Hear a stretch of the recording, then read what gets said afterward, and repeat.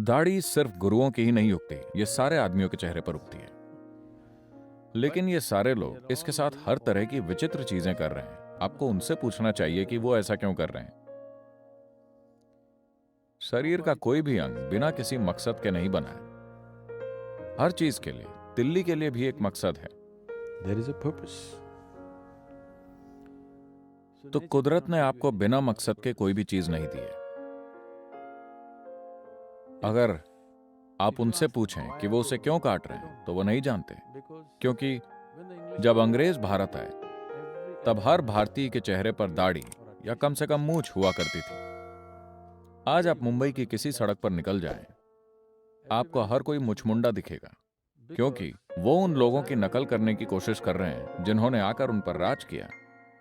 क्योंकि जो आप पर राज करते हैं वो ताकत का प्रतीक हैं। अगर आपकी संवेदनशीलता एक खास स्तर पर है, तब आप जानेंगे कि आपके शरीर में हर चीज का क्या असर होता है और उसका क्या पहलू है। आपको लगता है कि ये फैशन है, पर आपको यह भी समझना चाहिए कि आप अपने बालों को अलग अलग तरह से और आकार में सिर्फ इसलिए कटवा रहे हैं क्योंकि बालों में दर्द नहीं होता। अगर आपकी नाक में दर्द नहीं होता तो फैशन के नाम पर आप इसे भी अब तक कई तरह के आकारों में कटवा चुके होते। दर्द होने के बावजूद भी लोग इसमें 10 जगहों पर छेद करा लेते हैं। अगर आपके पूरे शरीर में कहीं दर्द नहीं होता तो आपने अपनी आंतें बाहर निकाल ली होती और उन्हें इस तरह लेकर घूमते। Yes. Yes or no? Right now, most human beings, ज्यादातर इंसान इतने जागरूक नहीं हैं, उनकी बुद्धि इतनी जागरूक नहीं है कि अगर कोई दर्द नहीं हो तो भी वो खुद को बचाकर सुरक्षित रख सकें।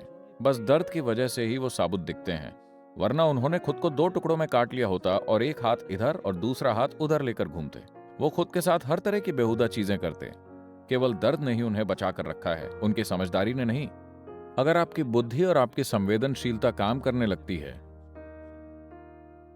तब आपकी चिंता इस बारे में होगी कि आप अपने भीतर कैसे हैं और आप क्या अनुभव करते हैं और आपको ज्यादा बोध कैसे हो सकता है। आपकी चिंता यह नहीं होगी कि आप कैसे दिखते हैं। तो इस लुक का फायदा यह है कि अगर मेरे पास 10 साल तक भी शीशा ना हो तो भी मैं वैसा ही दिखूंगा। जो लोग ये सब हटा रहे हैं, एक दिन शीशे के ना होने पर वो बिल्कुल अलग दिखेंगे।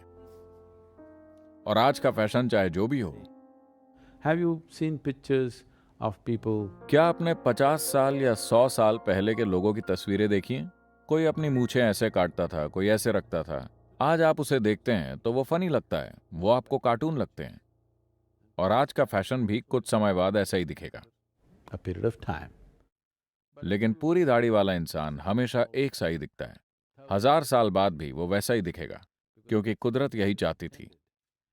कुदरत ने कुछ भी बिना मकसद के नहीं दिया। अगर आप ज्यामिति या डिजाइन में यकीन रखते हैं तो डिजाइन ऐसी ही है।